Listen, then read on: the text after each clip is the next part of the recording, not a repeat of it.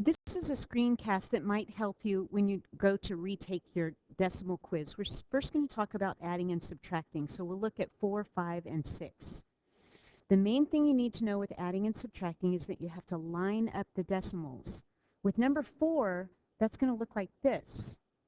20 minus 5.98. And even though that looks strange, that's what you're doing to line the decimal up.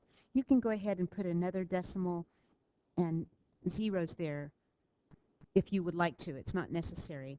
It helps when you go to borrow. We can't take 8 away from 0, so we have to borrow, and we have to borrow all the way across, all the way over to this 2. We cross that off and we make it a 1, which allows us to make this 10. But then we need to borrow again, making that a 9 and making this a 10. Now we can finally borrow where we're needing the number. We'll cross that off, make it a 9, and cross this one off and make it a 10. 10 minus 8 is 2. 9 minus 9 is 0. Bring down that decimal.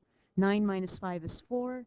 And 1 minus nothing is 1. So we put our answer on the line, 14.02. Always make sure that makes sense.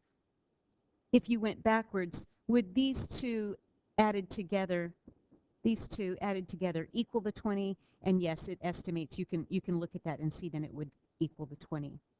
When you're adding, the order doesn't matter, but I'm going to put the first number down. It can be either way. The important thing is that you're lining your decimals up. So we'll line these decimals up, and then we'll add. 6 plus 6 is 12.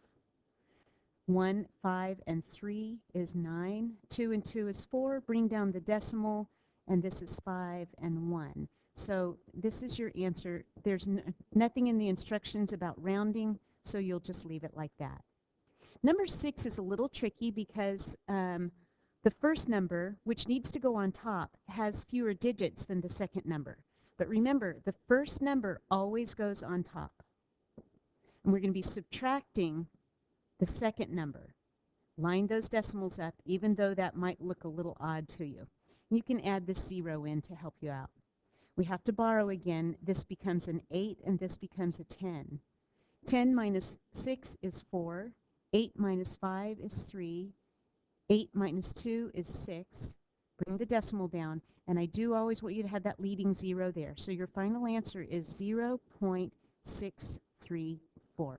Hopefully that will help you to be more successful on the decimal quiz.